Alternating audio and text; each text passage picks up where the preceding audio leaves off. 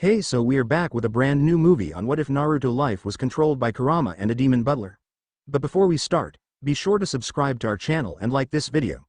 Now let's begin the story. Timeline. 7 years after the war, 2 years before the fall of Wall Maria.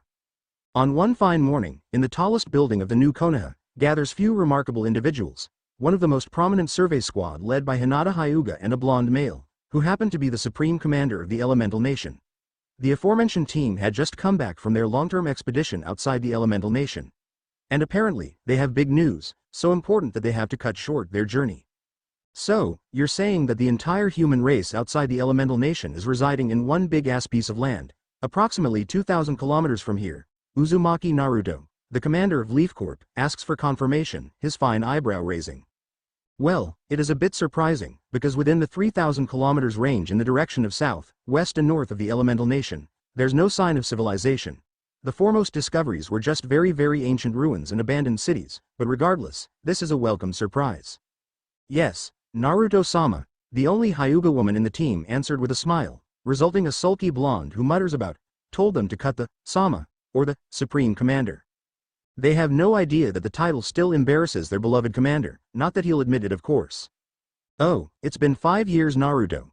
You've earned it, get used to it, a pink-haired medic chides the pouting blonde commander. She is one of the few people who still called the commander by his given name, particularly because they're closer than most blood siblings. This also applies to the raven-haired man who follows the pink medic into the room. For 7 years, they have mended their friendship and got closer than ever, along with the remaining of Konoha 12. You're such a doby. This comment is accompanied by a snort from the last Uchiha. It's still weird, Sakura-chan. And shut up, Teme.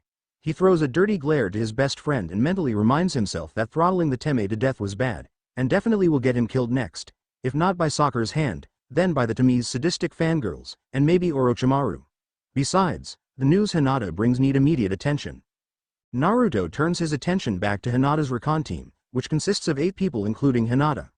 Alright, Team Hinata, tell me more about them. Their explanation was short as they just watched from afar. With their bird summons, they were able to see that the place was more or less 1,000 kilometers in diameter. They had 3 layers of walls. The walls were 50 meters high and capable of preventing the giants from entering. Nearing the center, it was clear that the population is larger than the population in the first layer wall. They also have some special troops that would venture outside the walls once in a while. Or at least when they came observing. And only very small amount of people had a chakra reserve, and all of them were inactive. He needs to tell his fellow commanders this development, as soon as possible. Because other than Gaara, the others will have no idea that finally their search of other races brings result.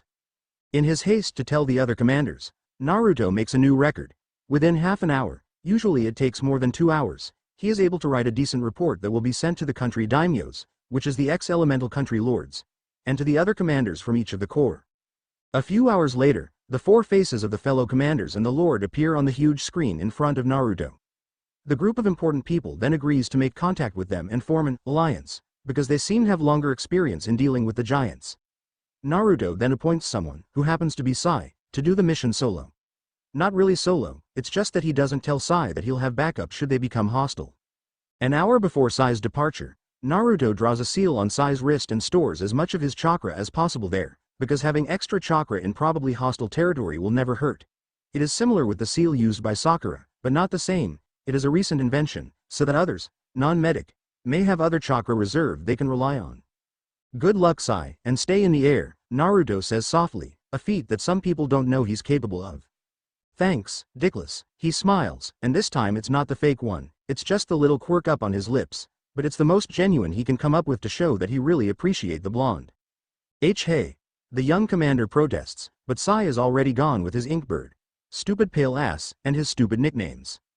Naruto then turns to face another raven-haired male who just entered the spacious room. His face morphs into a serious mode and he briefs Sasuke on what he needs to do. Uchiha Sasuke, you will depart in an hour. Yes, Rokudame-sama, Sasuke answers with a smirk. While it was true that they don't use the term to address the leader anymore, he always used it for amusement's sake. The beaming smile he gets from the blonde was a plus, though. With that, he exits from the room, leaving the commander with his unending paperwork. Prologue 0.2.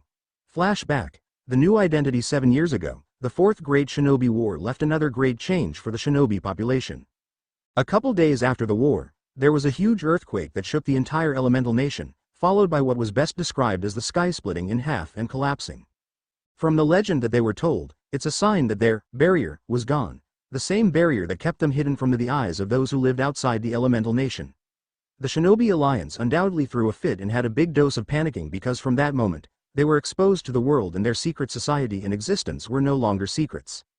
But the appearance of the elemental nation didn't ruffle the world a bit, which was strange. Shouldn't humans' curiosity lead people here? Or at least some nation should demand explanations. No one showed up, not even after 7 years. At least no normal humans, but these titanic humanoid things began to appear just a week after the barrier's collapse. And they ate humans, tons of them. This happened to the other elemental countries, starting with Stone Country, Wind Country, and Lightning Country. Water Country has their natural geographical defense, the water, and it seemed the giants don't know to swim, so the Water Country was saved for a couple weeks. And thanks for their location in the center on Elemental Nation, Fire Country was the last to be attacked, and it was in small waves, as their numbers were dwindling to non-existence the moment they reached Konoha. But no one was safe from their attack. The first wave was the most devastating, with more than a quarter of their population eaten. The shinobi force had done their best, but the result was not as good as they hoped. These creatures have regenerative ability that was on par with the tailed beasts, not to mention their size was similar to Class 3 or Class 4 summonings. It was a good thing they haven't met a giant bigger than Class 5 summon. And fortunately, these giants don't possess much intelligence. So far, they found that the nape of the neck is the only weakness the giants had. This spot, when severed, destroyed, negated their regenerative power and left them dead for good. Not even their carcasses remained, which they eternally grateful for. After these creatures appeared, it became a silent agreement for the shinobi force to be together, even after the war with Akatsuki, Madara, had ended. The first thing they did was move every civilian from each country into one massive area in Fire Country, where the hidden village could surround them, with the capital of Fire Country, near former Konoha, as the capital city. This area was about 800 kilometers in diameter. The sole reason to move them was so that the shinobi could focus their defense in one area. This was not an easy job. Many of countrymen protested and refused to be moved from their comfortable living place, but after they saw the giants, they all agreed. They named the place Rai Country, which means trust, symbolizing their trust to the shinobi to protect their king, the children. The former daimyos became the rulers of this country and they keep the order with the forces of samurai from Iron Country. The Doden users, many architects, all used their ability to build 40 meters of a tall and hard stone wall around the city and their own base in each hidden village. All technicians, particularly from the Snow Country, built transportation means between villages and hidden villages, such as trains and ships to the former Kirigakure, now Mist. They even managed to build huge underground passages for civilians to travel to the hidden villages, all in the spans of 5 years. To accommodate the sudden influx of populations, some hidden village moved their base so that the Big Five were surrounding Rai. The new hidden villages distanced themselves around 40 to 60 kilometers from Rai and have 100 to 120 kilometers in diameter. Smaller hidden villages merged with the Big Five if they so desire, and they moved their base closer to the Rai Country. In short, they used all their resources to build a whole new identity. There's no longer shinobi of Konoha, Kumo, Iwa, Kiri, or even Suna. There's only shinobi of Rai Country from, say, Leaf, Konoha Corp, Cloud, Kumo Corp, Stone, Iwa Corp, Mist, Kiri Corp, and Sand, Suna Corp. And when someone looks at them from a certain height in the sky, and connect the circles, they'll get a rough pentagon. From the first time they encountered giants till the time they managed to finish their new defense system, they lost 5,000 shinobi and 20,000 of civilians. Prologue 0.3. Meeting the Birdmen 7 days after Sai's departure. Location: 10 kilometers outside the wall. Maria the Recon Corps just has their usual activity outside the walls, which is keep moving forward while avoiding the Titans in their new long-range scouting formation with their current leader Erwin Smith at the center front. All in all, they just mind their own business, as they are the only humans outside the walls, or so they thought. Because all of a sudden, a purple smoke flare shot up from the east, indicating an emergency. But before Erwin can shoot any flare, a rather big shadow comes flying past them. Erwin really hopes the Titans don't gain the ability to fly. Looking up, he sees a strange giant white bird, which is now flying in circles a few hundred feet above them. He shot the blue flare vertically, a sign to gather in one point, his eyes never leaving the strange bird. Beside him, Levi and Hange stiffen as the giant bird gradually fly lower and lower. The rest of the troops gathered, unconsciously forming a circle below their threat. The bird is now at 100 feet of height. For a moment they're all forgetting the fact that they are in Titan territory. But, if the bird proves to be a threat, titans are the least of their problem. Then, a paper scroll falls from the bird and is caught by Levi. It read, "Good morning, Shorty. My name is Sai and I'm from Rye Country. I've come in peace. Do you mind if I land?" "Boss, why did you send the two most socially awkward people for this diplomatic mission?" A 19-year-old Konohamaru asks his brother figure while preparing the next stack of paperwork. They were not that bad. Well, I guess, but they've improved in the past 7 years. No, I just want to see how they will cope with complete strangers but possible allies without turning them into our enemy first, Naruto says, looking up from his paper and signing it. He turns back to his helper for the day. "Besides, I can always go there myself to control the damage and turn the tides," he said confidently. "You're getting cocky, boss. Just wait till the day I kick you out of this office, HMPH. Naruto just openly laughs at the slightly immature teen. Levi's eyebrow is twitching uncontrollably, a clear sign that he's on the verge of "I'll fucking kill you" mode. Seeing the amusing expression on the normally indifferent corporal, Hange deduces that it was because of the scroll's content. With her curiosity piqued, she snatches the scroll from the irritated corporal. Upon reading the message, she can't help but burst out laughing, further annoying the corporal as well as making the rest of the troops wonder what the hell just happened. This person is daring, but at least whoever up there is not an immediate enemy, Erwin says after reading the scroll. A moment later he nods to the bird. A black blur drops from the bird. In front of the scouting legion stands the palest man they've ever seen. He looks to be in his early 20s, or just a bit older than Corporal Levi. He has short black hair, which contrasts greatly with his pale skin, making him look almost paper white. He is just few inches shorter than Captain Erwin, and they can tell that his body was built for speed and agility. On his head, he wears a strange metal-plated headband with the kanji of shinobi carved on it. He wears a crop top alike to the Recon Corps jacket but black in color, and he doesn't wear any shirt underneath, exposing his pale, taut abs. On his left chest, there is a symbol of a styled leaf, and his long pants were also black in color. He wears a pair of strange open-toed shoes, a little pouch on his left thigh, and what seemed to be some sort of sword strapped on his back. All in all, he really looks like a foreigner. The pale birdman gives them a smile, which looks too creepy to be real. "Thank you. My name is Sai. I'm a representative from Rye Country, and I'd like to meet your king or someone with the authority to discuss a possible alliance between our countries," he ended with a smile. They all widened their eyes. Another country survived, or rather existed. "Is that so? We might believe you, but first call your friend here. We thought you come in peace?" Erwin says with narrowed eyes. One of his subordinates, Mike, with a penchant for sniffing, just signed him that there is another foreigner. As if on cue, another bird flew past them, and when they looked down again, there is another pale man besides Sai. He had the same black hair, though spiked at the back, and also had a pale skin complexion, albeit not as pale as Sai. He wears a long-sleeved black shirt and black pants, and a forest green vest with the same leaf symbol styled on his left chest. His shinobi bandana is tied on his right arm. Another curious point is that this man emanates the same cold indifferent aura as their short corporal. "You're getting sloppy, Sasuke-kun," Sai comments offhandedly. "HN. My name is Erwin Smith, and I'm currently in charge of the Survey Legion. We have a few questions for you too before we bring you back inside the walls." "We don't mind. Chief, what if the Titans appear?" one of the squad leaders asks, concerned that they were in the middle of a clearing, which surely become a disadvantage should a Titan come. Erwin then orders his squad to guard the perimeter, leaving him, Levi, and the two foreigners together. For now, Erwin and Levi have to give the Birdmen the benefit of the doubt. How could they not? Another human race, a whole country has survived the Titans for who knows how long. But first the two pale men must answer the most important question. If they get the answer wrong, he and Recon Corp will have to stop them here. "Are you a threat to humanity?"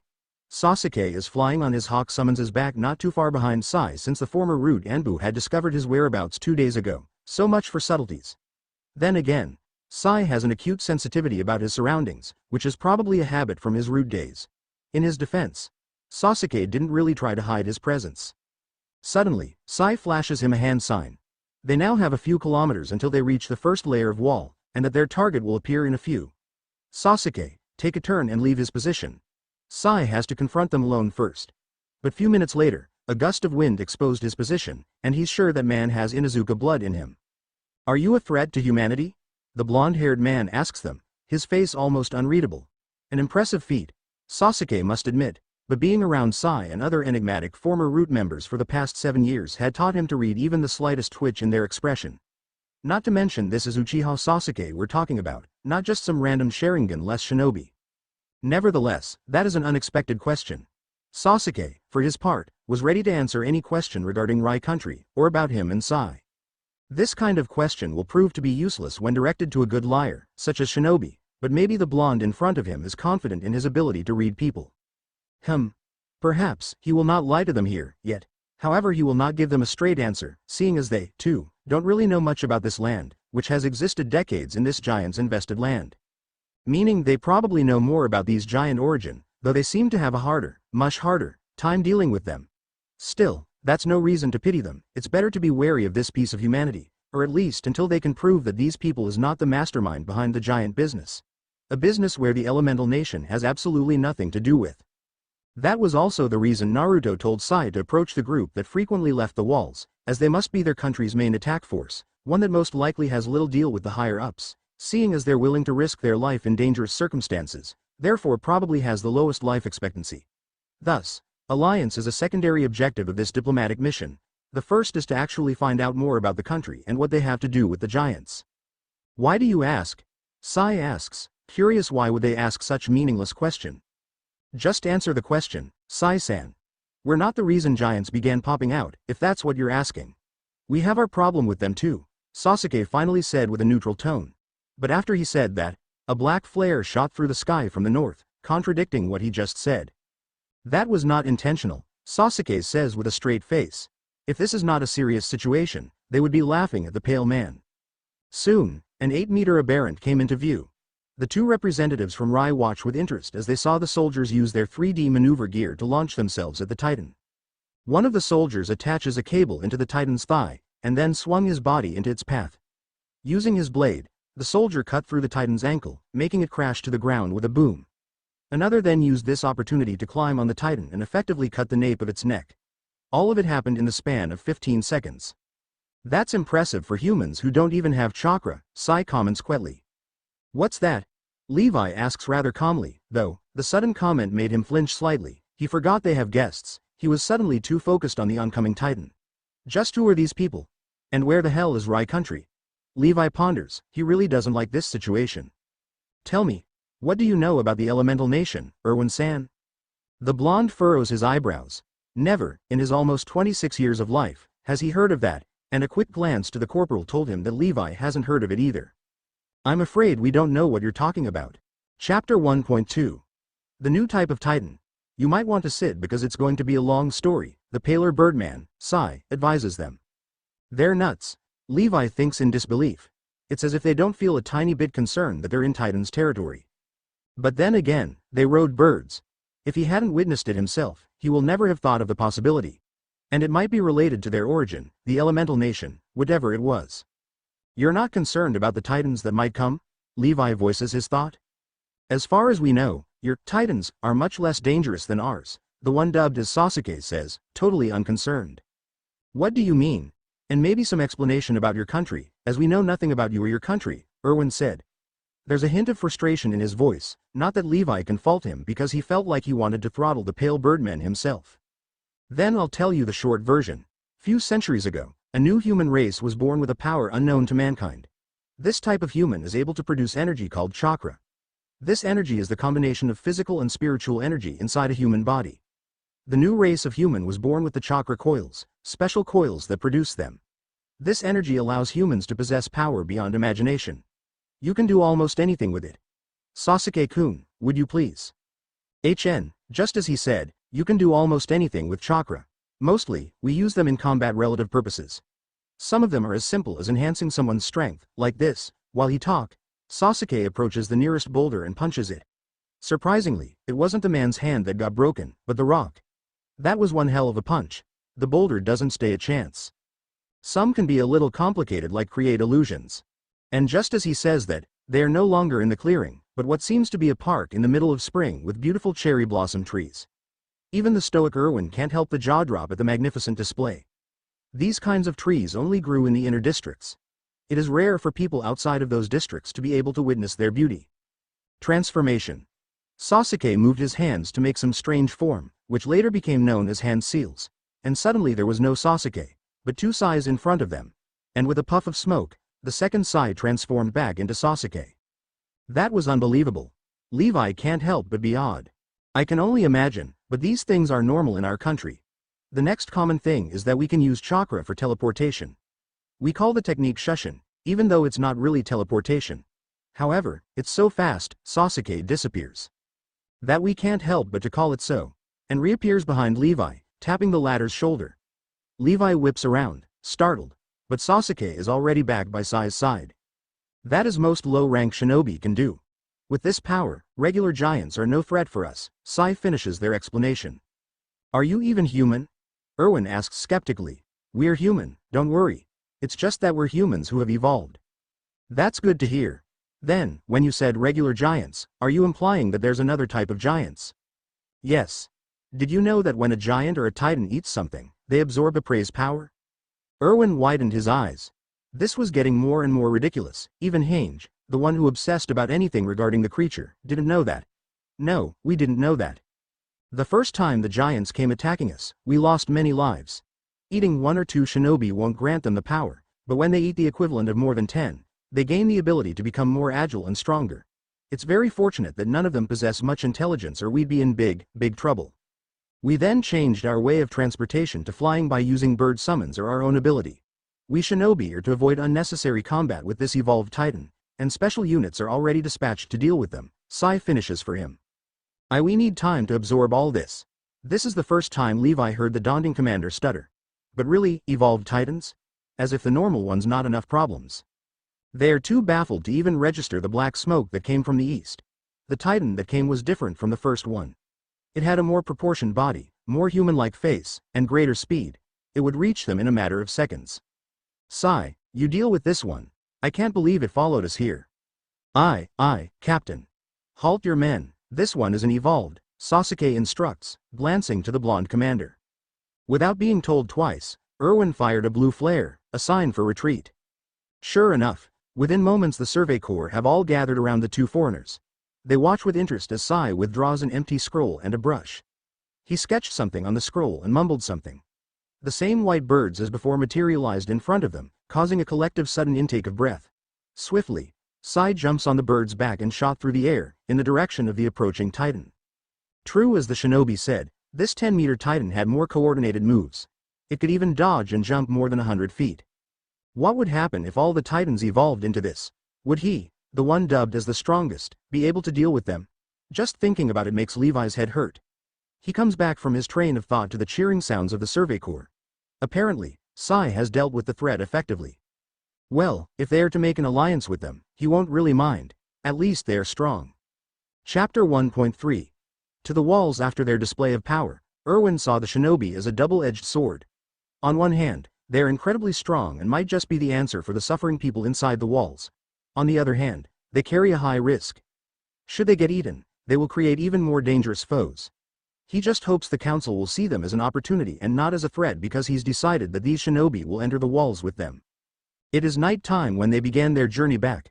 Hopefully, they'll reach the gate by morning when the titans don't have the energy to move around too much. The foreigners were riding the spare horses, with Hange riding beside them and asking more questions. So, what's your name? My name is Sai, and this is Uchiha Sasuke. Sai introduces them again with one of his fake but pleasant smiles. My name is Hange Zoe, and I'm in charge of the Titan research. Can you tell me more about the evolved titans? How did the titans come to your country in the first place? Are there more strong guys in your country?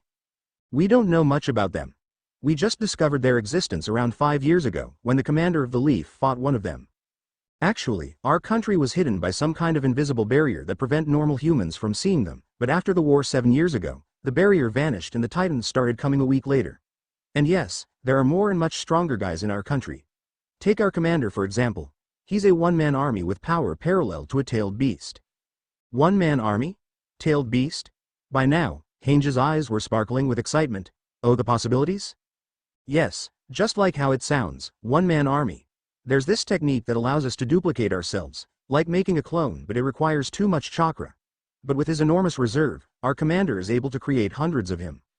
That must be handy, Levi commented. Yes, it is. What about the tailed beast? What is that?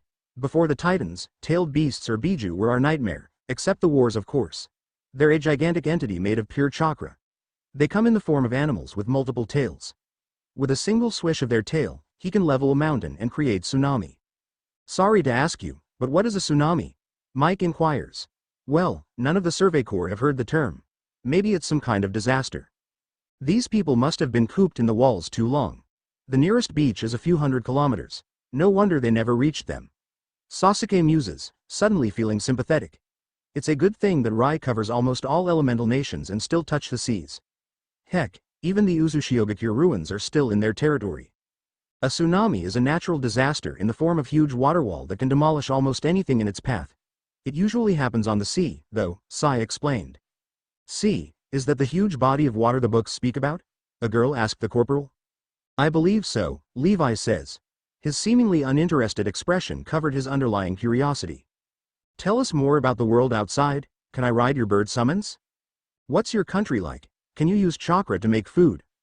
Those are just some of the questions they have to answer during their 6 hours journey, but the awkward and weary atmosphere was gone with the Recon Corps became bolder with their questions. Do you have a girlfriend, Sasuke-san? On one fine afternoon, a shift in the wind alerted the Leaf Commander of another presence in his office. Ah, Udon-kun. What brings you here? Naruto asks the Chunin who suddenly appeared in front of his desk. The young man's appearance doesn't ruffle the Anbu stationed there one bit, as it is a common occurrence by now for any ninja with urgent matter to be granted entry to the commander's office without official notice. The only warning they get is a flare of chakra that will be recognized by the seal in the room. Only a handful of ninja are granted access, and should the seal not recognize the chakra flare, the ninja will have a kunai at point blank in a matter of a millisecond.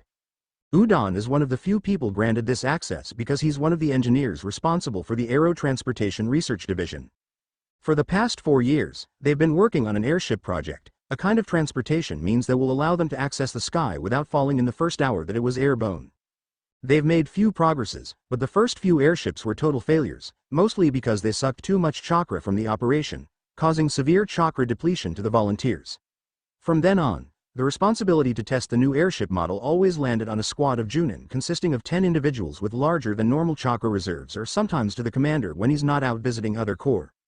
The major step up, however, was when one of the engineers found a neglected yellow bug-like armor in the back of Leaf's research facility 2.5 years ago. It turned out to be one of the former Sky Nin's armor when they came to invade Leaf in the brewing of the 4th Great Shinobi War. After that, they took it upon themselves to carry out the mission to discover Sky Country's airship secret as well as reconstruct their flying fortress to build the Ray's ultimate airship. Should this project be successful, then they'll mass-produce the airship to be distributed to the other corps. These flying machines would, no doubt, make their mission easier, and the unfortunate shinobi without means to fly will have a chance to go outside the walls with no fear of those giants after their hide. Back to the conversation between the Leaf Commander and his subordinate, it is clear that Udon comes with good news, one that will probably please Naruto and possibly the other commanders as well. Good morning, boss, the normally dull teen greets with an almost maniacal grin, eyes shining with unhidden sparkles. The Airship of Freedom project is finally finished. We would like you to be present when we launch it for the first time. The Airship of Freedom, or AOF for short, is a project started since last year. It's the first project to build an airship big enough to carry few squads of armed shinobi. A smile graces the commander's face. Then what are we waiting for? And they both disappear the next second. When they arrived at the research facility, the engineers are buzzing with excitement at their newest finished project. They couldn't wait to test the thing. The research facility itself is a massive underground room that took up a quarter of the new Konoha. It's so big that they could display the old, failed projects, airships, as well as other ongoing projects. Not to mention the machines that helped them construct the massive planes. And all those machines use chakra as their main fuel. It's not a shock that the people working here all have the brains and/or monstrous chakra capacity. Naruto diverts his attention to the center of the room where the newest airship is being displayed. The airship, even though not as big as the formerly flying fortress, is still titanic in size. It had the general shape of a stingray, the wingspan covered 100 meters and the ship was 120 meters in length, including the tail. They said it's just for decoration, what the hell? The head of this project, Orochimaru, handed him the manual of the ship as well as the general information about the stingray-shaped airship. Shall we? The snake Sanin asks Naruto with his usual pleasant smile, the one that makes Naruto's skin crawl unpleasantly. While it's true that Orochimaru was the main villain in most of Naruto's life, he can't just dismiss the pale snake man into confinement after the war ended. They still need his brilliant mind to survive from their new threats, the giants. With some difficulties, Naruto was able to change the man's capital punishment into an eternal service to Rai country. And so, Naruto appointed him as the head of this project. Despite the familiarity, the man is still able to make Naruto and most of the younger generations squirm in his presence. But, as the commander, he can't show such blatant weakness. So, with iron control over his reaction, he replies calmly, "Lead the way." Chapter 2.2. Foreigners. The sound of the bell from the south alarmed one Eren Yeager, the only son of Dr. Yeager, a man of respect in the district. The young boy leaps from his sitting position, a grin morphs on the 8-year-old's face. The Survey Corps is back, his mind screams childishly. But along with the happiness of witnessing the Survey Corps' accomplishments came the dread of witnessing their defeat against the Titans. This particular expedition is worrying, as it was not Shadis who lead them but his somewhat second-in-command, Erwin Smith. He heard that this expedition outside the walls is used to test a new formation. Erwin Smith himself had come up with this strategy and so he was given full reign over this operation. Eren just hope it worked, even if it didn't, the Survey Corps still have the strongest soldier, Levi, with them. They're so cool, Eren's simple mind concludes. The big and heavy gate is starting to lift up when Eren made it to the main street. There are already an awful lot of people standing along the street. That is a normal occurrence. The strange thing is that there's no familiar buzz of people talking about the Survey Corps, whether they're praising or belittling. The only son of Dr. Yeager can only stare up at the adults in confusion. When he looks closely at their faces, there is an emotion of surprise there, some of them frozen in pure shock. Whatever is happening on the street must be a big deal. Taking advantage of his small body, Eren slips past the crowd to reach the very front row of people. And there, he understands why with the disbelieving expression everyone seemed to support. In the middle of the formation, there is a pair of men that definitely was not part of the Survey Corps. Why he's so sure? Because he can recognize most of the Survey Corps members, and sometimes, he'll even notice the members who didn't come back after an expedition. And he's very sure that the two pale men were not part of the starting patrol of this expedition. And apparently the public agreed. The most logical conclusion is that those two men came from outside the wall. Did they live underground all their life to get such pale skin? Eren involuntarily shuddered. Living caged within the walls is bad enough for him. He wants to explore outside, damn it. He can't begin to imagine if his assumption was true. This news will reach the inner wall soon enough and maybe they'll get more information about the two foreigners, or better yet, the world outside. Yeah, he'll just do that later, since the entourage now ready to enter Wall Maria. Chapter 2.3. Meet the council. They gain too much attention, Sasuke thinks. He admitted that he was used to the attention, but not this kind of attention. In his younger days, people looked at him like some kind of prince and they easily threw compliments for his achievements, his looks, and his heritage. The people in this district, the first district they passed upon entering the wall, looks at him and his pale teammate like they were aliens. While it's not completely wrong, in a sense, it's not welcomed. Sai's skin contrast with the locals doesn't help either, since he does look like someone who doesn't belong here. Upon seeing another gate, Sasuke lets out a small but unnoticeable sigh. He's just glad that they're able to get through the crowd. The shocked silence would have driven him mad if he has to stay longer. Apparently Erwin Smith is not the head of the Survey Corps, as they assumed. The head of this division was a tough-looking man named Keith Shadis. Erwin just had the privilege of leading the division in that particular expedition to try out their new long-range scouting formation, a formation he came up with to improve the Survey Corps members' chance of survival, but thanks to the foreigners they could not make sure because after the two bird-riding men came, there were no members dying. And this Keith Shadis is not the friendliest fellow. Sai concludes, after some more questioning and more than a little intimidation, not that it affected them though, because there were just little to no things that could intimidate anyone who faced Madara in his godlike glory. The man deemed them not a threat.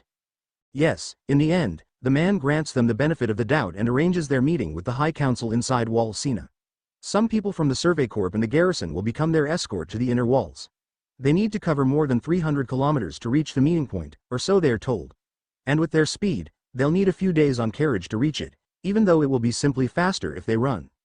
Shadis, Erwin, Levi, and Hange are the representatives from the Survey Corps, and there are 4 more people to escort the 2 ninja. Not that they mind, it's just apparently Levi had a reputation of his own, and seeing him escorting 2 foreigners is just asking for attention. Attention that they don't really need. A few days later, they arrive at the innermost wall, Wall Sina. And true to Hinata's report, the districts here have more population than the district in the outer walls. Richer too, if the clothes and the people's looks were any indication. To say that their meeting is smooth is a blatant lie. These people were hiding something. Sasuke can almost smell it. And they insist that Rai must have an ulterior motive and ask why they shouldn't just kill them then and there. Well, They have the right idea in the ulterior motives.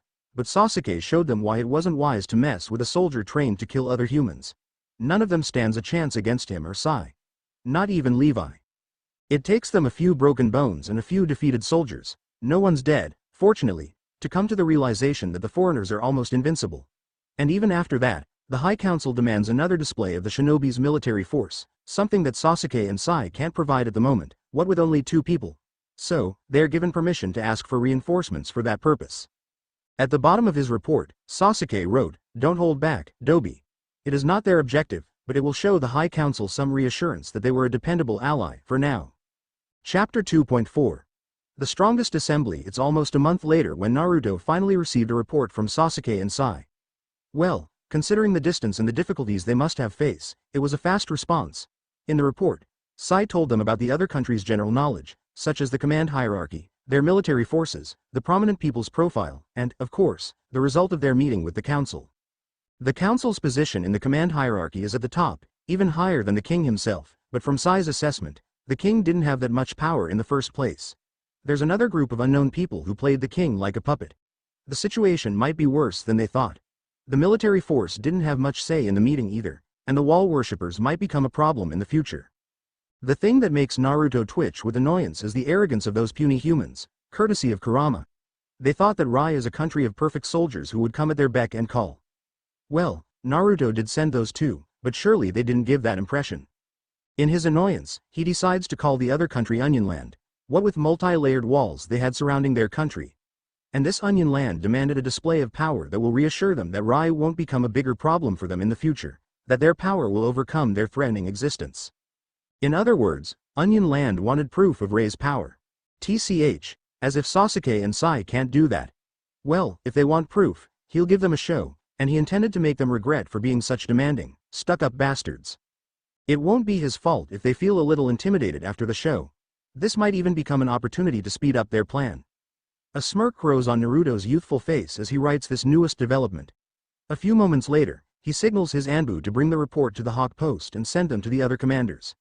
If he's lucky, he'll have Gaara and Chirumi in the expedition to Onion Land. In the end, the strongest team was formed, consisting of the remains of Team 7 from the Leaf Division, the Sand sibling of the Sand Division, Kurostuchi the commander of the Stone Division, B from the Lightning Division, Mei Terumi, the commander of the Mist Division, and 50 other Junin, hand-selected by their respective commanders, and they are ready to greet the world by a storm. Timeline. 2 days after the meeting with the council. In the peaceful atmosphere in his office, Erwin can't help but think about the previous events that currently taking over his mind. No one can fault him though, because said events present possibilities to change the world. Honestly, the first time Erwin saw the foreigners, he was nervous and really wanted to squirm away from their dark gazes, one with the blankest eyes he ever met and one with such piercing eyes they sucked his soul out. They were no ordinary humans, and he was right, too damn right in that aspect. But, as the colonel of the 13th Battalion, with the life of his subordinates on the line, both with the possible threat from the foreigners and the Titans, he'll have to handle the matter in the most effective manner. By asking the question out of the blue. If they were surprised by the question, they did not show it. The only indication that they got the question was the nanomillimeter widening of the one called Sasuke's eyes. He knows that he ought to feel more suspicious of them after that, but somewhere in the back of his mind he wants to trust them, because they're fellow soldiers, he can see that much from them, and just like the Reconnaissance Legion, ones that will not hesitate to do anything for a purpose. He doesn't know just how right he was then, but after the meeting with the council, he really sees them in the different light. They are ruthless, merciless, but effective. His fractured jaw and cracked ribs could vouch for him. The 2 ninja, no, shinobi, as they insist to be called, beat half occupants in the conference room with effortless grace. Their movements were too quick for their eyes, not even a bullet could graze a single hair on them. And that was just to prove a point. That threat won't work on them, because they're the ones with power, and their purpose of alliance here is actually a generous offer to them. While the other half of the room's occupants could only gape in disbelief and fear. Even Darius Zackley, the supreme commander of the country's military force, needed to stutter out his request to be shown the strength of shinobi army. They're amazingly strong, and they have more of people like them back home. With them on their side, he's sure they can finally gain victory against the Titans, and they could. Knock. Knock. His musing is interrupted by a knocking sound on his door. Looking up from his unread paperwork, he tells the intruder to come in, come in. They're now using the old castle in the Wall Rose territory to accommodate their guests until their army came to find them. The castle used to be the Recon Corp headquarters back in the past. The old castle's doors, from the lack of use and oiling, always make a creaking sound that annoyed most occupants, just like now, and following the creaking sound is Sasuke Uchiha, holding one of their guns, and by the looks of it the raven-haired man doesn't know that he should not point the gun at him, or at anybody in that matter.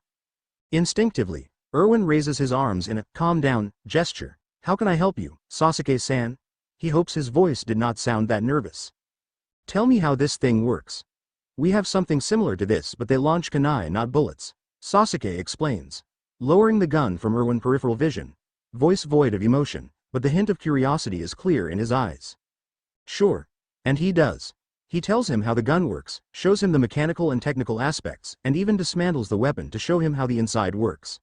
The younger man seems satisfied with his explanation at the end. His eyes regard him with approval. That was interesting, Erwin-san.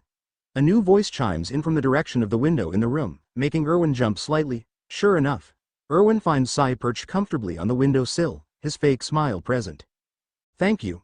That sounds like a question, even to his own ears, because he honestly doesn't know how to respond. The artist just smiles at him. Then, would you please tell us how the 3D maneuver gear works? He raised an eyebrow at Sasuke and got a nod in return. Sure, but unfortunately I can't demonstrate.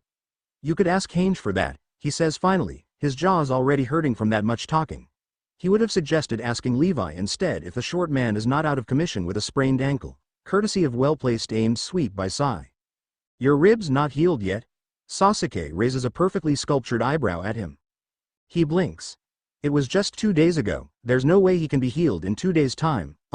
No, we still heal normally, Sasuke-san. Use this, Sai says, and nonchalantly threw him a small container which he caught from the air easily. Staring down at the object in his hand, he asks, what is this? It's a salve, of course. Sai begins to explain, but is interrupted by the sound of gunshots from the other side of the room by the window. It's for your ribs. You can share it with your subordinates if you want, because we have more of those, Sai finishes. And I caught us dinner, Sasuke announces, oddly cheery. As he looks out from the window, he can see the V formation of a dozen ducks take a nosedive to the grounds. Apparently Sasuke shot a whole pack of them. And when he orders his men to fetch those birds, they come back with happy grins on their faces at the chance to eat a lot of meat. He freezes. Because, he notices that apparently all the birds are cleanly shot dead in the left eye. As he watches his subordinates prep the birds for dinner, he can't help but realize that these shinobi were really scarily strong. He can't begin to imagine what they will do when they learn how to use 3DMG tomorrow. Chapter 3.2. Emergency Location, formerly T-Country, Leaf Corp HQ. At the day of their departure, which was 3 days after Sai's report received, the sky is clear with not a single cloud loitering about. Perfect weather for flying with their newest airship which they read, Naruto, named Stingray, to Orochimaru's charging. As evil, according to most people, as he is, he takes pride in what he's doing and he's not shy to show them around. Not that he needed to, the blonde commander's doing a good job at advertising his accomplishment, and he'll have to give it to the brat for being so bright and attention-catching even at this height. However, that his masterpiece was named with such silly pun really grating his nerves, he really can't let that go unpunished. But, he'll plan his revenge on the blonde later. As of now, he has an airship to check. They are currently at the final stage checking off the airship, as they'll fly it for a long distance for the first time, and he is to be present in their journey as the airship's technical support, not that this thing needed it. He's the one who built it after all. But, his former pupil's best friend, which happened to be the commander himself, insists on getting him abroad. How considerate of him to drag the poor old scientist out to fly after months stuck in their underground facility. They're now hovering in 100 feet height. The blonde's clones are everywhere, covering every nook and cranny for anything out of place. And all the while, barreling him with so many questions which he tries his best to answer, but despite his best effort, he is sure half of them were pouting for being ignored. It's the brat's own fault for insisting that 100 clones was the most effective number at gathering information, which completely untrue as he only has one source for information. Maybe he should get Udon here to help with the question-answer session with the blonde commander. They finish an hour later, and as they lower the ship for landing, he can see something or maybe someone approaching their position by flying at breakneck pace. Judging from the speed and the flying shinobi, it looks like an emergency from Iwa. As the Stone Corp is the only division that possesses shinobi with weight lightning technique which allow them to defy gravity and fly. It turns out that he was right. The person in question is a messenger from Iwa looking for Naruto. The young man told the Leaf Commander that on their way here they saw a cluster of evolved giants class 3, and that their group decided not to let the opportunity pass and went to hunt them down.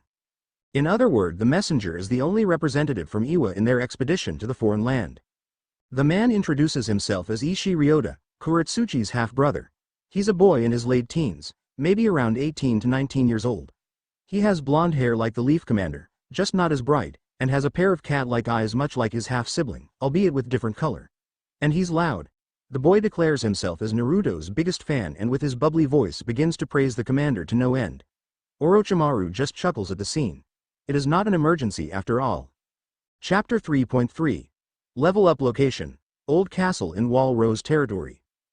Dinner time is filled with lively conversation between members of Recon Corp and their guests, who begins to be more open to them after the satisfying meal, courtesy of Sasuke Uchiha, or Uchiha Sasuke from the foreigner's custom. The man is really something to be able to shot at least a dozen of flying ducks. His speed at refilling the gun must be top-notch, and he said it was his first time using the firearm. Mike skied at the thought and the implication that the Uchiha guy can do anything by just watching. The thing was the shinobi smelled funny, as in he can smell blood on them, but it's not theirs.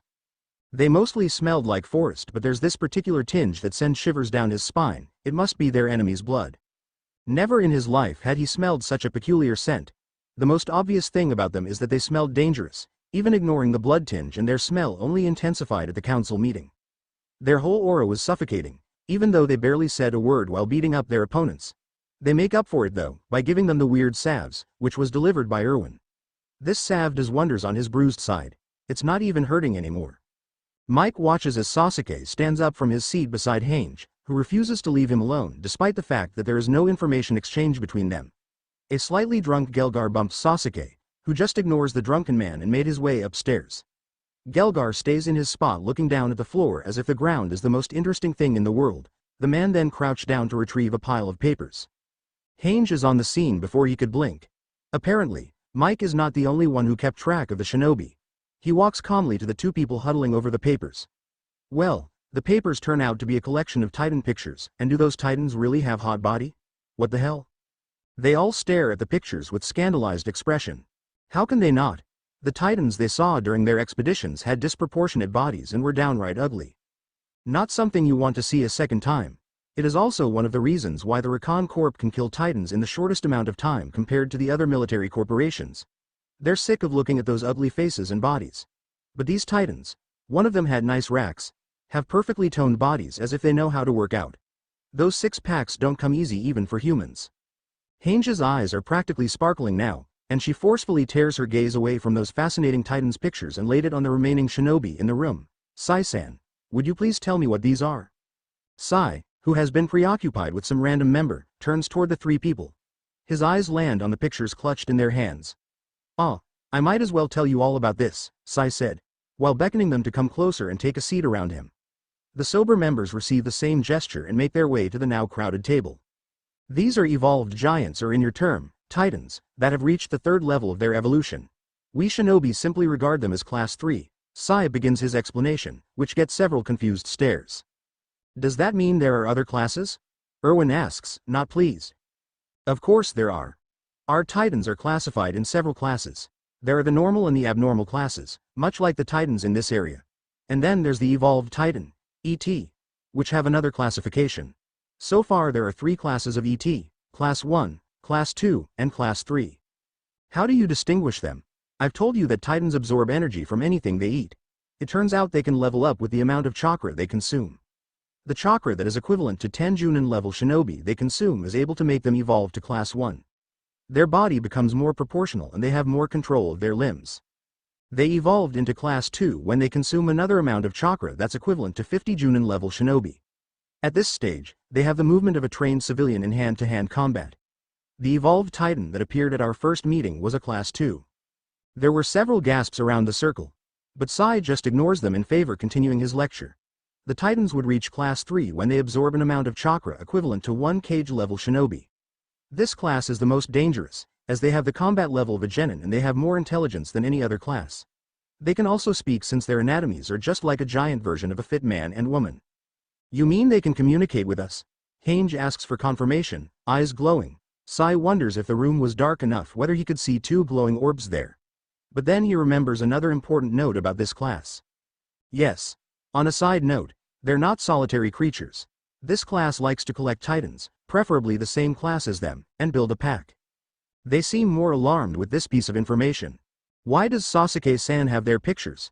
How did you take them in the first place? Here, we need to be still for hours to get one picture and cameras only exist in the inner wall, Hange asked. It seems we have more advanced technology than you. Sasuke has this because he's part of the Hunter Squad, the one dispatched to eliminate the high-class titans. Sasuke-san's so cool, the girls gush among themselves. With the exception of Hange, of course, she is busy drooling at the titans' pictures in her shaking with excitement hands. Are you also part of this Hunter Squad? Seeing as you were able to eliminate the Class 2 with ease, Erwin inquires. No, I am not. But I'm part of the Recon Corps back in the Leaf. Our task is to gather information about the evolved titans. Then, the hunters will act based on the provided information. How many Class 3 titans are there? Levi asks warily. Based on our latest survey, there are 68 of them, and they're divided into 17 packs. I don't think I can sleep after this, one random member says to the person beside him. Yeah, me either, was the reply. I think I want to puke. After the Titan classification lecture, they all enter a state of anxiety and slight panic. All the while, Sai tried to calm them down by giving them one of his off smiles, which not really helping. Not with the absolute threat waiting behind the walls.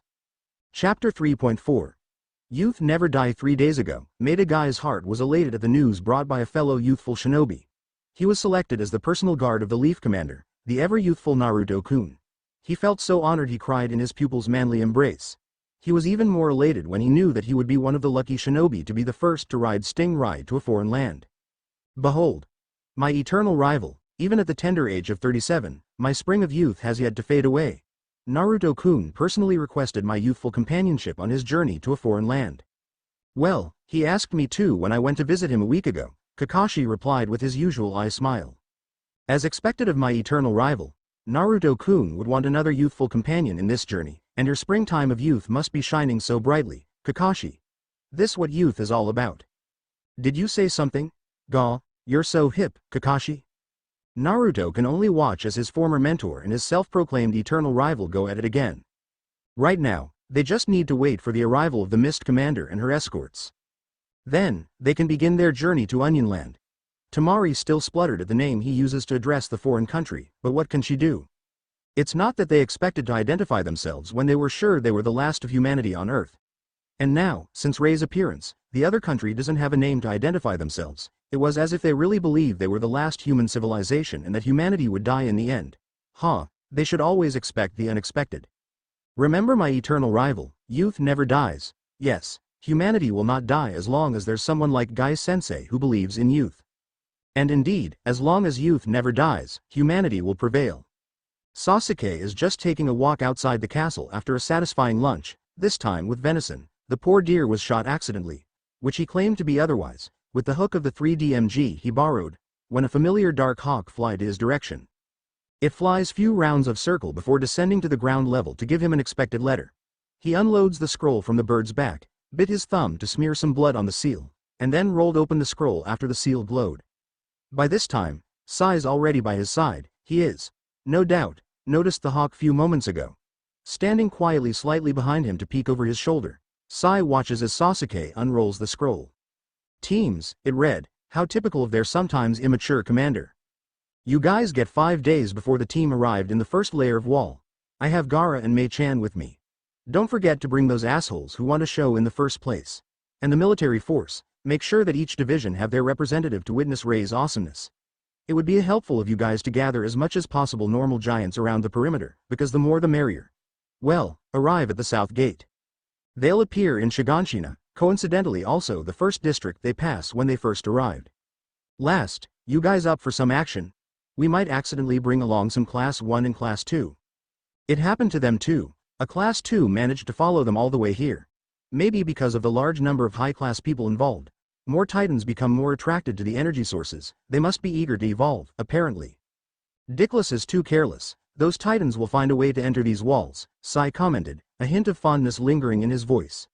Sasuke just chuckles. They knew that their sometimes idiotic commander know this too, so the tag-along Titans are not as unintentionally as the letter implied.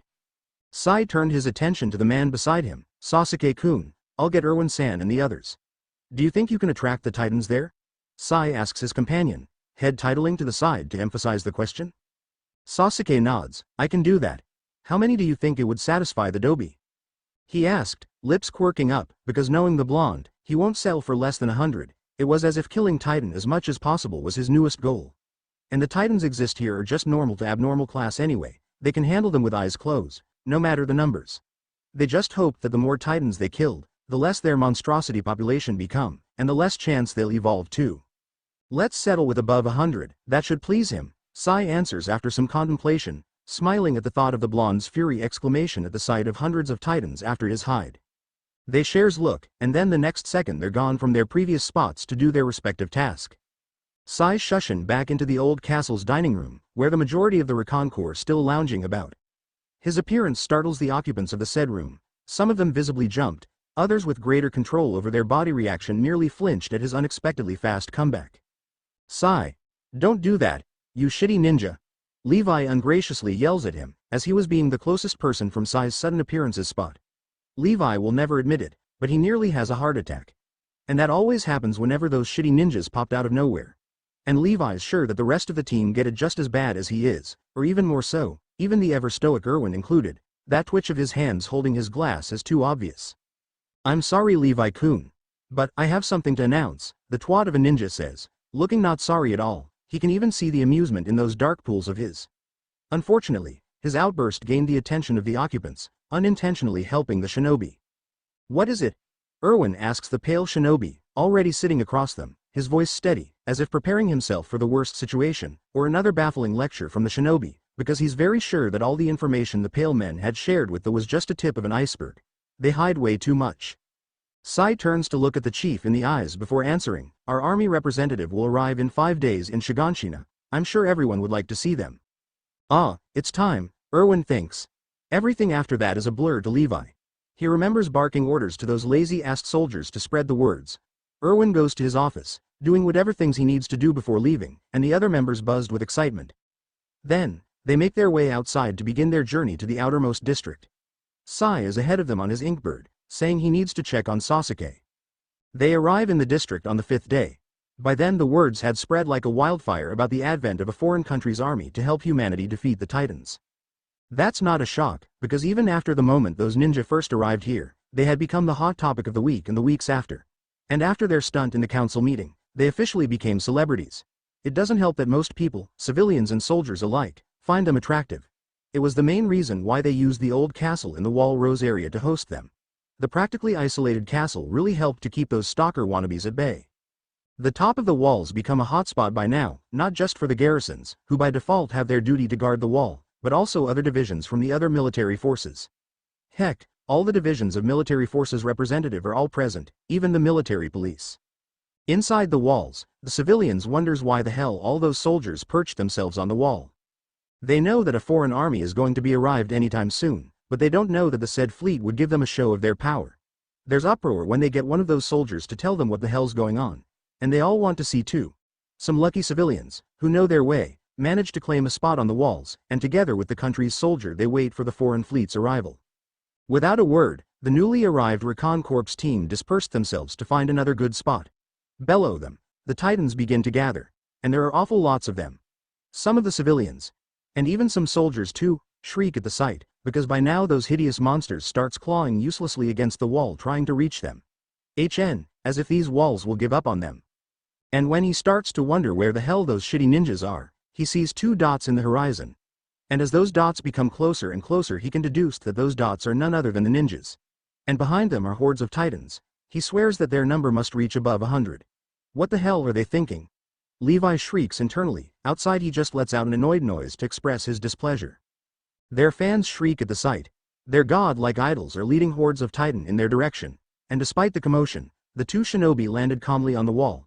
Sai's beside Pixis and Zackley, who's for some reason found standing side by side along with some pot-bellied man with partial bald head, in which later known as Lord Balto, while Sasuke returns to Erwin. After a few moments of silence, Sai turned to his companion, and still smiling, says, Zackley-san, here they come. Chapter 4.2 Titan Massacre. Erwin looks at the man standing quietly beside him after Sai's words reaches his ears, silently questioning the meaning of those words. Sasuke just looks at him flatly before answering the non-verbal question. In a matter of seconds the team would be sighted. Keep your eyes up, Erwin. True to his words, few seconds later they can see a speck of silvery dust in the faraway sky. Some spectators also see this and exclaim in wonders and curiosity. As the time passes, the speck of dust grows bigger until they all can see that it was some kind of ship, an airship to be exact. The people can't help but be awed at the transportation. It is truly fascinating. The mere size was quite intimidating, and from the big transparent windows, they all can see the people inside the magnificent ship. He catches a glimpse of red and yellow before the sun interfere by blinding the glass window. The inside of Sting Rai. Well, that's insane amount of giants, don't you think? Naruto asks the other commanders on either sides of him, eyes glinting with mischief. I know what you're planning, Naruto-chan. Do you think we didn't notice another horde on our tails? Mei Terumi asks the younger commander, hand on her chin while she eyed the cute blonde commander from the corner of his eyes. Oh yes, the Leaf Commander is cute, because even in the past 7 years the Uzumaki boy almost didn't age, other than the many inches added to his height. The boy doesn't look that much older, he still looks like an 18 to 19 years old boy, while his peers already reach the prime age of 23 to 24. For this, she blames his Uzumaki heritage. They were known for the longevity of their life after all, so it's no wonder they age slower than most people. Damn, even the stresses of being a supreme commander don't seem to affect his youthful looks. I agree with her, we're going to scare them after this, Gaara adds, his hand pinched the bridge of his nose in exasperation at his fellow commander, who sometimes surrenders to his childish side. More like, scare them shitless. A navy-haired youth chimed in from the back, an arrogant smirk plastered on his face. He's one of Terumi's escorts, a young man around Konohamaru's age with dark blue hair just like Ao. The teen has dark skin and blue eyes in the same tone as his hair. And he's strong, even if his attitude needs some remedy. Shut up, Ao Jr. Besides, you got to fight more, you should be grateful, you brat, Naruto replied, eyes calmly staring at the brunette, who's now squirming under the stare. Damn, the brunette curses under his breath. He always forgets that the commander is older than him, despite how young he looks compared to the other commanders. Naruto-kun, I think we should start now, or those class 2 giants would catch up before we finish up here, a silky snake voice cut in. Well, you guys know what to do, and don't let any of those freaks get any chakra, dismissed. The majority of the occupants are gone the next second, excited to butcher some giants, even if these giants are no match for them. Their blades glinting in the air, as they make their way down, some of them already on the back of their summons back flying around, other, such as Kuretsuchi's half-brother, used their own means to maneuver between those giants. How much time do you think the Class 2 needs to reach here, Orochimaru? Naruto asks, rotating the swiveling chair to face the pale snake man. You have around 10 minutes, Commander. Hey, plenty of time, the blonde says, now facing the previous direction to gaze over the battlefield. You don't join the fray, Commander Uzumaki? Nah, they're no fun at this stage. Don't you think so, Bio-san? They're no match, for they can't catch. Bakayuru. Never in his 40 years of life has Pixis ever witnessed something like this. Men flying around in the sky with a large number of titans running around stupidly below them. There are really a lot of titans. This has to be the largest number of titans ever gathered in one place. The titans gathered there must have reached 200 by now, and they're still coming. They are ranged from the 3 meters class to the gigantic 15 meters class. It is such terrifying sight. He can't help but to shudder at the risk. Because even he, as a commander, has to admit that maybe he won't be able to see tomorrow if he's the one against those titans. He watches with apt interest as one of the ninjas jump down from the airship lands on the ground in crouching position with both palms flats against the ground, and suddenly, on the next second, the rather barren area are filled with big trees, not as big as the tress in the giant tree forest, but those trees easily tower the highest titans gathered there. Before any titans get near him, the ninja sprinted towards the nearest tree and then without even pausing run upwards. His body perpendicular with the ground, as if there's no gravity pulling him down. Just as the tree maker ninja vanished from his line of sight, another wave of ninjas jumped down from the airship, each aiming for the trees. They must be the rather unfortunate shinobi who don't have the means to fly. But with the growing trees ability, they can stand their own chance. What a handy asset. Beside him, Lord Balto's busy glaring and gaping at the flying ninjas and the popping trees. Some of the ninjas are riding birds, just like the first ninjas he met. The birds are all big enough to carry 1 or 2 shinobi on its back. He can recognize some of the gigantic birds. There's swallow, eagle, crane, falcon, and dove. And he notices that the ones on the faster birds are the ones attacking, diving and swooping around the titans, leaving the titans' entrails in a spray of blood. Those ninjas are truly fascinating. It is Titan Massacre. Erwin is sure of it. They start normally enough, or as normal as he imagined them to be, by jumping down from the airship to their summons back. The interesting fact is that not all the birds are the faster type, like the dove and the crane, and he has yet to see the shinobi on them take action towards the Titans. The ones on the faster birds already make their way around and eliminating Titans with brutal efficiency, and some of them don't even use a pair of twin blades like the others. He watches closely as a giant bird catches his attention. It's a crane, so far the biggest bird he ever saw. And on its back, there are two people, a man and a woman around his age. The man has shaggy brown hair, while the girl has pale blonde hair. It seems like the brunette is the one controlling the bird, because the girl has her back towards the man. She's carrying an open giant fan with 3 circles decoration, which in the next second is swung in a wide arc. What happened next would be best described as a storm of wind blades, because there's a blast of winds that rocks even the sturdy-looking trees. And the same blast seemed to have chopped the Titans in big chunks. Their limbs are falling as if chopped by invisible force, which, in a sense true, and they drop to the ground, not dead yet, but it's soon remedied by the other hiding in the trees, by simply throwing out kunai with a paper attached on the nape of those fallen Titans' neck. And in rain of gore and bloods, he's sure those Titans won't be able to regenerate, let alone stand back up. Hange is literally shaking with excitement at the sight of the massacre and the shinobi, who effortlessly have their way in annihilating the Titans. She watches, with jealousy, at the lucky ninjas that freely fly as if gravity doesn't mean anything to them. She wants to try riding those birds too. But she's more fascinated by the individual who fly on his own, slicing Titans left and right, mocking the failing gravity and dragging him down. The boy's rather pretty with his cat-like eyes of his, and the other females seem to be captivated by him too, and they all go, "Kaya," when the boy wink at them. Geez, what a cheeky brat, she thinks, then diverts her attention elsewhere, and she notices another interesting thing, namely, a group of people that don't join the fray bellow. There are at least 4 people still inside the airship, silently watching as the other shinobi have their fun. Well, they look like they're having fun in her eyes. Oh, are they the commanders? One of them has particularly startling red hair, like. His hair is literally red, blood red. What an intimidating color. Just as the airship reached few hundred yards from the wall, the Titans turned their attention to them, leaving the wall, as if knowing that the people in the airship are more benefiting for consuming. Little did they know, they're walking to their death. And it's true, just after a mere 5 minutes, their number has decreased by half, and there are just around 20 ninjas killing them, and not all of them are flying or using tools like the 3D maneuver gear. One of them just popped some trees from the ground, and the non-flying ninja can do their job just fine with those exploding tags. Levi is impressed by the ingenious way of eliminating the Titans, since their cannons don't have the same effect as those tags, even if they both explode on the Titan's face. He's itching to draw his blades to join them butchering those giant freaks, but he knew that his presence would just be a hindrance for them, not that he's self-conscious with his skills, no rather, he's quite confident, but the cables from the 3DMG might end up strangling those flying birds and the fast-moving ninja beyond those trees. Especially, he can strangle that particular fast-moving green blur. It moves faster than any other ninja, so fast that in the past 5 minutes he hasn't had a glance on the blur's identity. As if the god hears his complaint, the green blur paws its breakneck pace to have a one-sided bicker with a silver-haired lazy ass that since the start just sitting on one of the highest branch, reading some kind of orange book. But he regrets his wish to identify the blur as he gets a good look on it. It's a man, in his late 30s with black hair in a blob cut. He has the thickest eyebrows he ever seen, even bushier than Erwin's.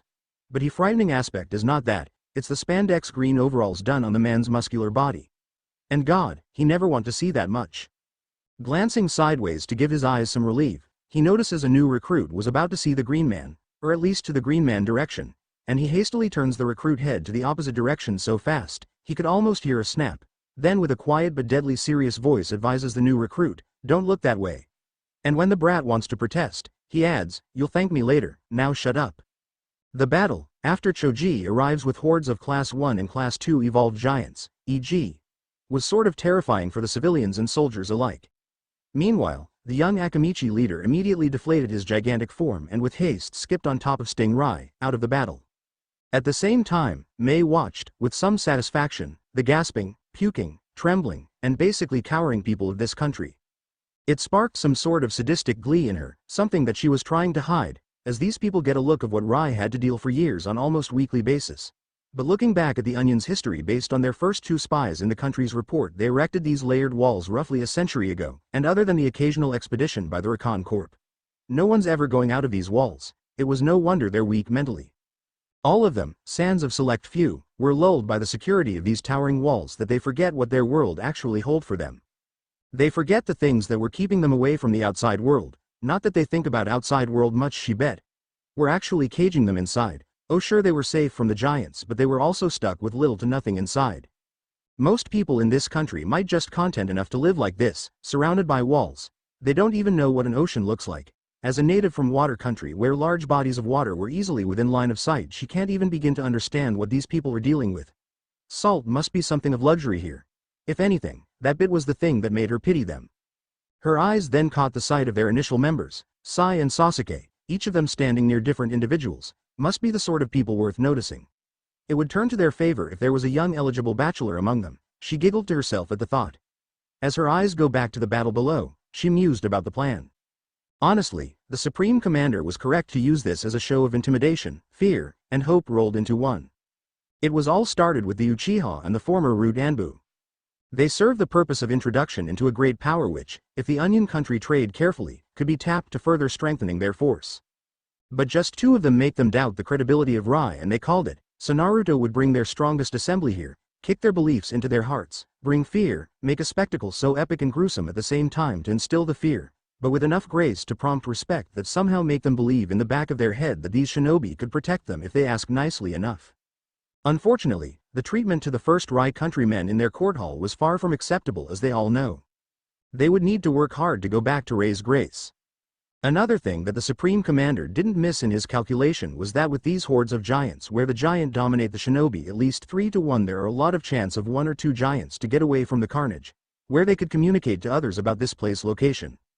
With the introduction to EG's abilities, the Onion Country inhabitant will soon realize just how vulnerable they will be after this. That was a bit cruel on their part, but she's sure it was all within calculation. The Naraboy advisor was with Commander Uzumaki when he cooked up this entire scheme after all. Like it or not, this country will need their help.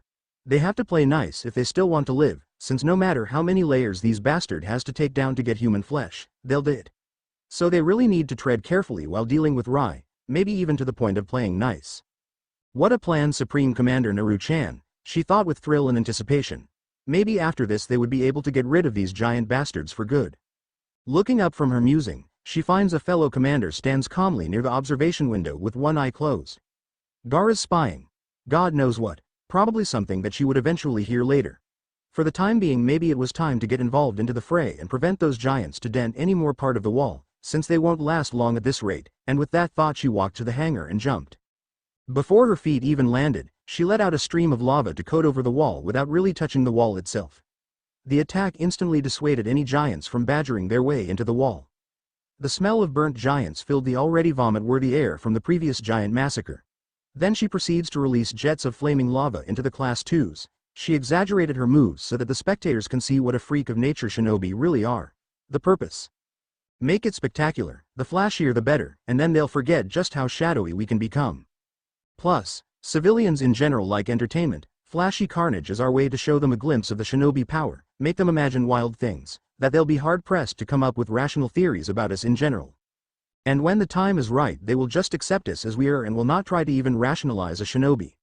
And remember, we are not to endanger the mass. We're here for a mission. So get out of there to start the second phase, light up those fireworks, my friends. That was what Naru-chan said. So, flashy it is. Chapter 5.2, The Military Police Brigade Commander. Newly appointed Military Police Brigade Commander Nile Doc never imagined his afternoon would start like this. He just heard the words 2 days ago that finally, those shinobi's friends would grace them with their presence at the south gate. That meant they'll arrive at Shiganshina. It was just a stroke of luck that he was already inside Rose when the news reached him. They raced towards this southernmost district only to find that the other country's entourage is in the middle of slaughtering titans that inevitably followed them. They couldn't even open the gate for them so that they can get inside without risking few titans will follow them through. But, looking back carefully, this battle was a one-sided massacre, with the human on the slaughtering side. What in the world are them? Those birds, the popping trees, the paper bombs, and those gusts of winds, slicing titans left and right like nobody business. They were all something else. Looking up, he noticed for the first time the flying contraption above their heads. It was a massive airship floating lazily, crossing Shiganshina and already on its way to Wall Maria. Was this some kind of infiltration? Incapable of ignoring this thought, he asked the Commander-in-Chief Dallas exactly. What he got in reply was not what he had in mind. "Don't you see what I am seeing? Those shinobi can just start a massive scale attack against us if they want to, and they'll finish in few hours flat. That ship just has 2 people in it and they might be looking for a landing space. Isn't that right, Mr. Shinobi?" "You're quite right, Commander-in-Chief, except that there are only 2 visible people in the airship," the palest shinobi answered Zackley's inquiry with that fake smile of his. Nile shuddered, as if that smile was cloaking him in cold embrace. Looking away quickly from the pale ninja, his eyes catch the sight of the other commander, Keith Shaddis, mouth hanging open shamelessly at the display of power. His squad leaders didn't fare any better except Irwin, who was able to keep a somewhat stoic face. Really, his friend was really something. To be able to react invisibly to this kind of things is achievement enough. But Irwin had to go and keep his emotion from surfacing. Maybe he was saving face in the presence of that shinobi beside him. Uchiha Sasuke, if he didn't mistake him for the other. There was no casualty on the shinobi side so far and the battle was almost finished. But just as he thought the last of the Titan killed, another appeared, with hordes of other hot on his heel. For the wall's sake, Chapter 5.3, Captain Irwin Smith. Contrary to Nile's assumption, Irwin's apparent poker face in reality was just his default face when he was in inner turmoil. His troubled mind was actually trying to see underneath the underneath, as well as confirming some of his suspicions about this world. First, he heard that Rai was divided into 6 regions, with 5 military division and 1 big metropolis where the non-shinobi people live. Each of the military division had a commander, with one of them also held the title of Supreme Commander. And this Supreme Commander was leading this operation. So this small scale of humanity was important enough for the most important person in Ray's military side to take notice and deemed it important enough for him personally invest his time here, even after their rather improper conduct in the court towards their representatives few weeks back. Rather than sending the other commanders to deal with the treaty and whatever side objectives they had with them, the Supreme Commander came here in person along with 2 other commanders. Was it because they are the first civilization they find in the past 7 years? With Ray's power and resource, it was not wrong for Commander-in-Chief to say that the other country can demolish them if they choose to. So, why was it with the display of power? It almost felt like courting ritual. He personally felt intimidated with a dose of fear in the center, but half his mind was amazed. He could feel the giddy anticipation inside, of what he didn't know. But still there was something nagging in the back of his mind trying to tell him that this was not what it appeared to be and he had yet to find the real picture. It was almost as if he was caught in illusion. Then realization struck him. Just like the walls, these shinobi were trying to steer them into a particular way of thinking. While the walls were erected so they all have a sense of security and contentment, these shinobi represent a wild card. Something they could not rely on, and even something that might turn against them. And yet, if they play their cards right, the shinobi might become their greatest ally in this long overdue war against Titans. Is this what they want them to think?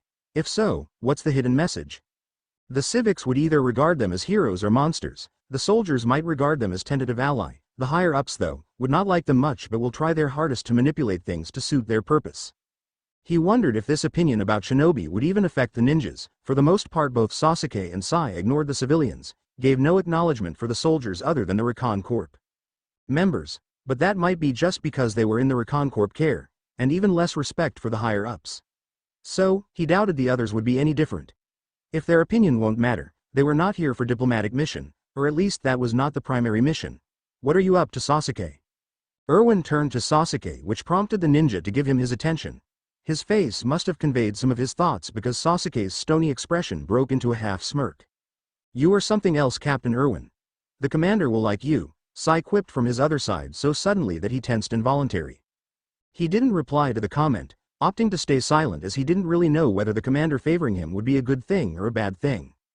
The only sure thing he got from this spectacle was the solidification of his theory since childhood that they were never alone in this world. Chapter 5.4. The Recon Squad. In the end, with Kuretsuchi and her team departure from the main squad, there were 49 shinobi for this mission. There were 13 from Leaf Division including the commander, the rest of Team 7, and Orochimaru. From Sand, there were 13 including the commander and his siblings. From Cloud there were Killer Bee and his students as well as 8 other Junins, with Killer Bee as their default leader as A could not make it what with the daimyos in a state of unrest. It should have been Naruto's duty to go to the capital, but Naruto managed to manipulate the former Raikage to go instead. As of Mist Division, Mei Terumi was accompanied by 10 of her best Junin, and from Stone there was only 1 representative. Among them, 15 members belonged to the Recon Squad, 20 with the Hunters and the rest were either medics or commanders. With the second round of massacre right on schedule, the recon squad was ready to be dispatched into Onion Land. The 15 members of it gathered in the sideline but hidden from their spectators. They would be divided into 5 teams, then will immediately took off to distance unseen by untrained eyes.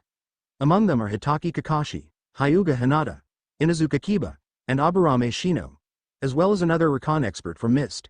Each of them will lead one team that will spread around the walls. Well, it was rather overconfident of him when he said that he was another recon exert among legends. His name is Kazunari Ryu from Mist, and he was the only one outside Leaf Division to be a squad leader, and him being here might just because no one from Iwa had show up other than the rookie hunter. Along with that thought, cloud of depression crept above him. He needed to stop thinking about it, since it just made him more depressed than before. It was not because he had no self-esteem in his ability to gather information or even to lead.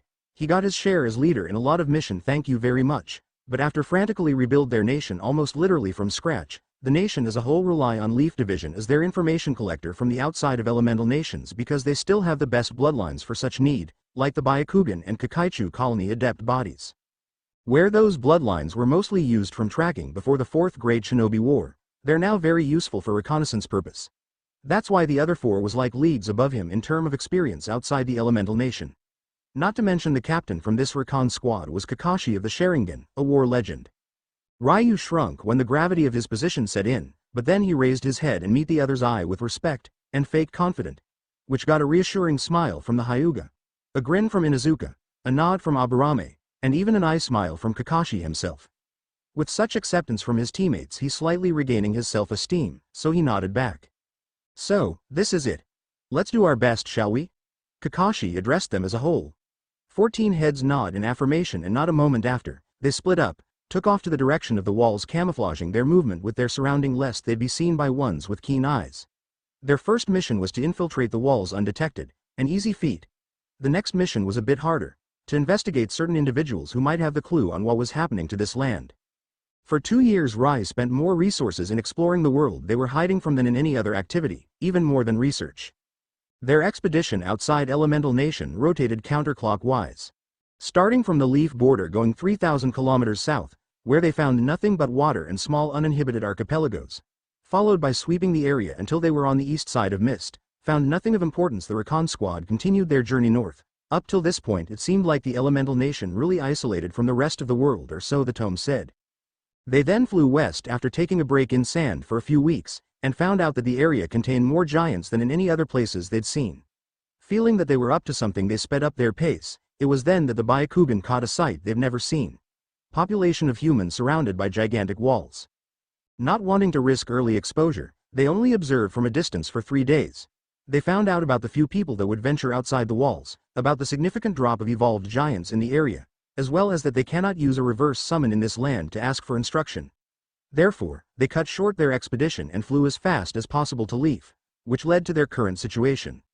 There were 3 original members of the said squad in this mission, the rest was needed elsewhere, but they all have the same thought. They can't wait to find out what secrets this land has to offer.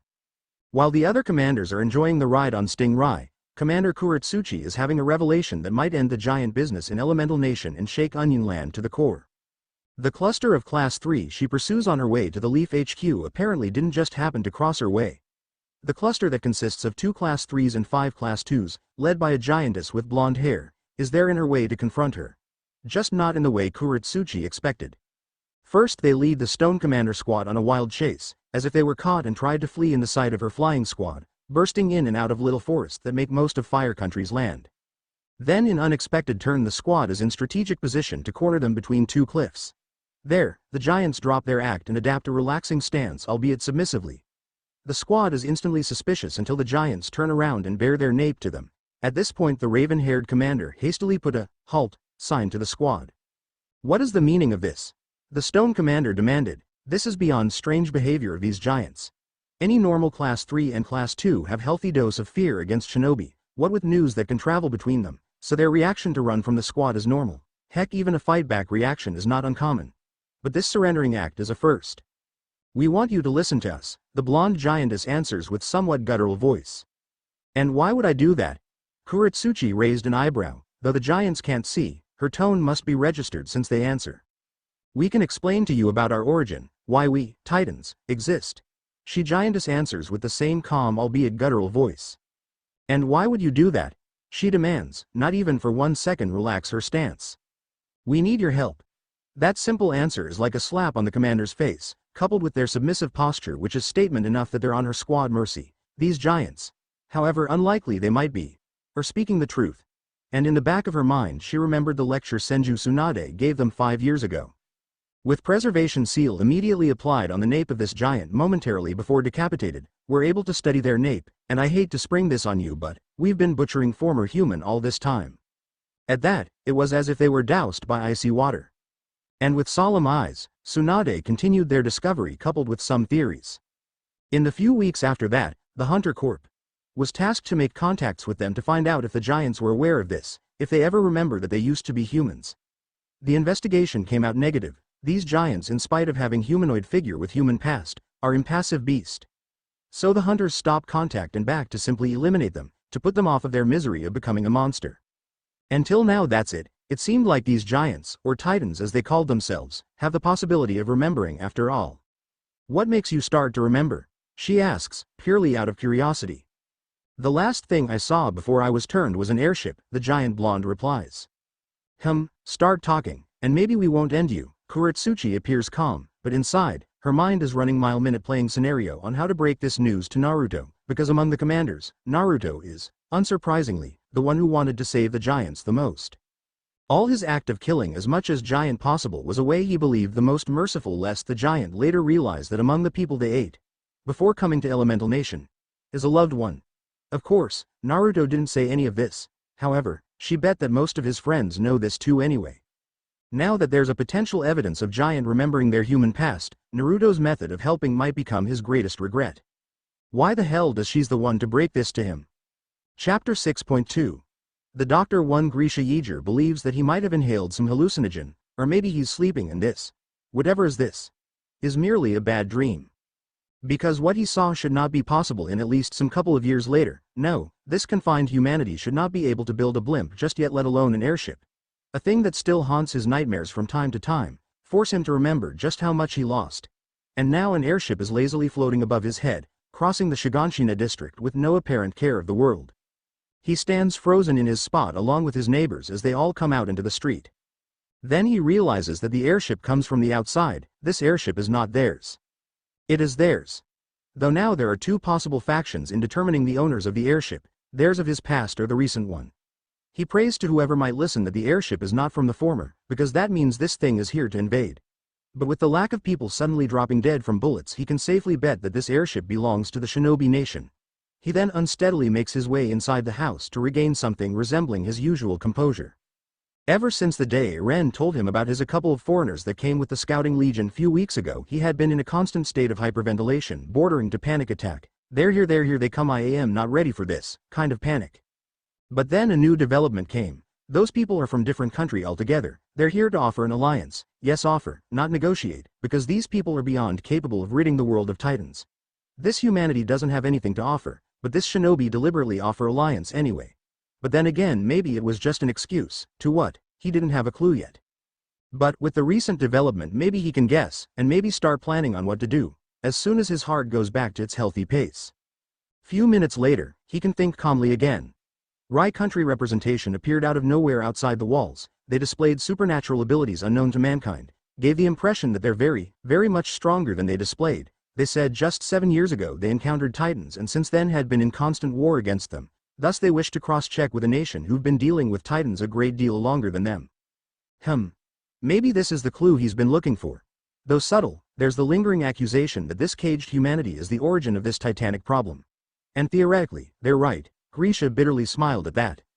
The doctor is so distracted that he doesn't notice an eyeball that briefly stops to observe him from the window. Chapter 6.3. The head strategist Shikamaru not so patiently waits for the chakra orb to show him the Sting Rai control room. Thanks to Sandame's seeing ball and Orochimaru's apparent research on Fuinjutsu, they have developed a long-range communication device. The first prototypes are installed in both the Central Intelligence Office and in the Sting Rai.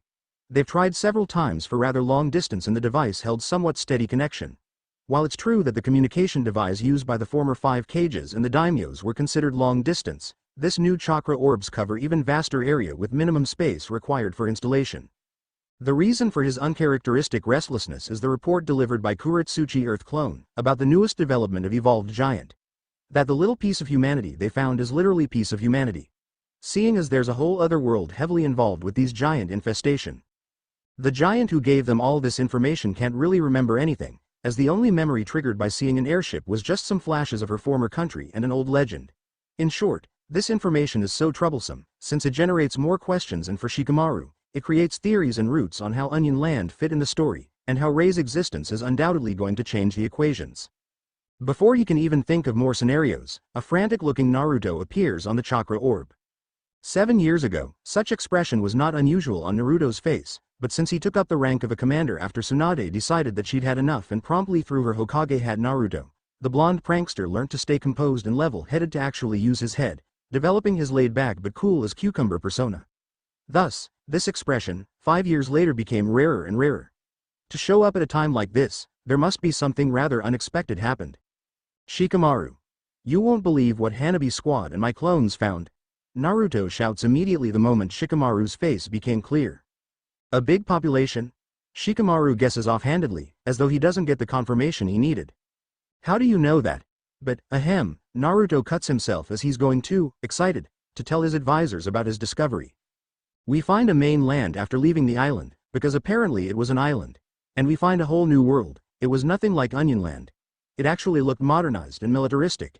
It was as if, hey, you don't seem surprised at all. Then Naruto pauses, contemplating his next words. What do you know, Shika?